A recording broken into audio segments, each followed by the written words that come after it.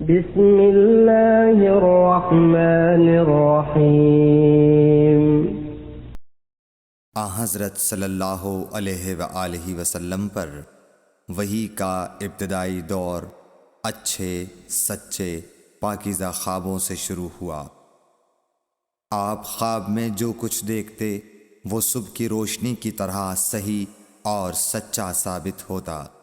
پھر من جانب قدرت آپ تنہائی پسند ہو گئے اور آپ نے غار حرا میں خلوت نشینی اختیار فرمائی اور کئی دن اور رات وہاں مسلسل عبادت اور یاد الہی و ذکر میں مشغول رہنے لگے۔ جب تک گھر آنے کو دل نہ چاہتا توشہ ہمراہ لیے ہوئے وہاں رہتے۔ توشہ ختم ہونے پر ہی اہلیہ محترمہ حضرت خدیجہ رضی اللہ تعالی عنہا کے پاس تشریف لاتے اور کچھ توشہ ہمراہ لے کر پھر وہاں جا کر خلوت گزین ہو جاتے۔ یہی طریقہ جاری رہا یہاں تک کہ آپ پر حق منکشف ہو گیا اور آپ غار حرا ہی میں قیام پذیر تھے کہ اچانک حضرت جبرائیل علیہ السلام آپ کے پاس حاضر ہوئے اور کہنے لگے کہ اے محمد پڑھو۔ آپ فرماتے ہیں کہ میں نے کہا کہ میں پڑھنا نہیں جانتا۔ آپ صلی اللہ علیہ وسلم فرماتے ہیں کہ فرشتے نے مجھے پکڑ کر اتنے زور سے بھینچا کہ میری طاقت جواب دے گئی۔ پھر مجھے چھوڑ کر کہا پڑھو۔ میں نے پھر وہی جواب دیا کہ میں پڑھا ہوا نہیں ہوں۔ اس فرشتے نے مجھ کو نہایت ہی زور سے بھینچا کہ مجھ کو سخت تکلیف محسوس ہوئی۔ پھر اس نے کہا کہ پڑھ۔ میں نے کہا میں پڑھا ہوا نہیں ہوں۔ فرشتے نے تیسری بار مجھ کو پکڑا اور تیسری مرتبہ پھر مجھ کو بھینچا۔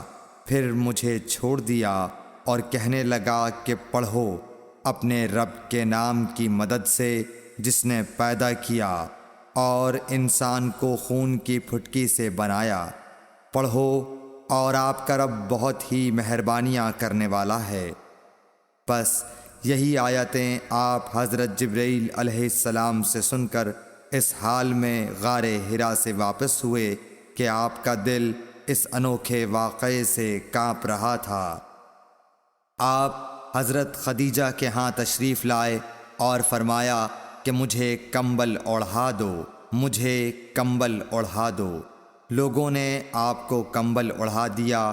جب آپ کا ڈر جاتا رہا تو آپ نے اپنی زوجہ محترمہ حضرت خدیجہ رضی اللہ تعالی عنہا کو تفصیل کے ساتھ یہ واقعہ سنایا اور فرمانے لگے کہ مجھ کو اب اپنی جان کا خوف ہو گیا ہے۔ آپ کی اہلیہ محترمہ حضرت خدیجہ رضی اللہ تعالی عنہا نے آپ کی ڈھارس بندھائی اور کہا کہ آپ کا خیال صحیح نہیں ہے۔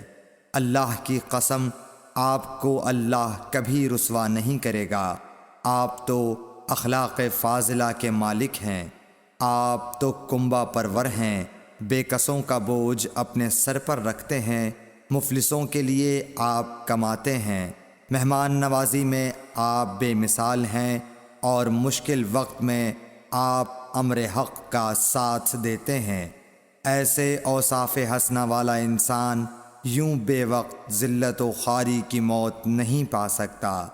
پھر مزید تسلی کے لیے حضرت خدیجہ رضی اللہ تعالی عنہا آپ کو ورقہ بن نوفل کے پاس لے گئیں جو ان کے چچا زاد بھائی تھے اور زمانہ جاہلیت میں نصرانی مذہب اختیار کر چکے تھے اور عبرانی زبان کے کاتب تھے۔ چنانچہ انجیل کو بھی حسب منشائے خداوندی عبرانی زبان میں لکھا کرتے تھے۔ انجیل سریانی زبان میں نازل ہوئی تھی، پھر اس کا ترجمہ عبرانی زبان میں ہوا۔ ورقہ اسی کو لکھتے تھے۔ وہ بہت بوڑھے ہو گئے تھے، یہاں تک کہ ان کی بینائی بھی رخصت ہو چکی تھی۔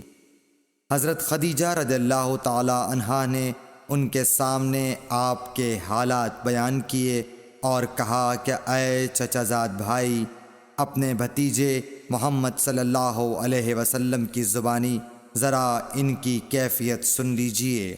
وہ بولے کہ بھتیجے آپ نے جو کچھ دیکھا ہے اس کی تفصیل سناؤ۔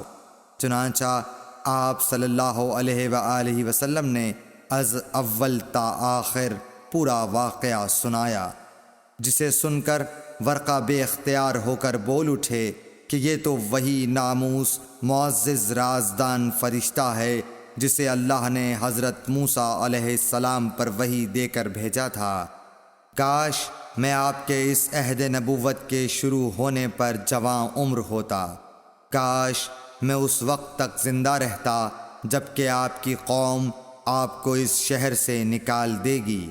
رسول کریم صلی اللہ علیہ وآلہ وسلم نے یہ سن کر تعجب سے پوچھا کہ کیا وہ لوگ مجھ کو نکال دیں گے، حالانکہ میں تو ان میں صادق و امین و مقبول ہوں۔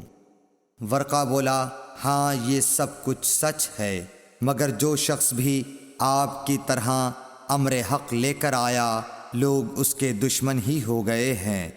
اگر مجھے آپ کی نبوت کا وہ زمانہ مل جائے تو میں آپ کی پوری مدد کروں گا، مگر ورقہ کچھ دنوں کے بعد انتقال کر گئے، پھر کچھ عرصے تک وحی کی آمد موقوف رہی۔ صحیح بخاری حدیث نمبر 3۔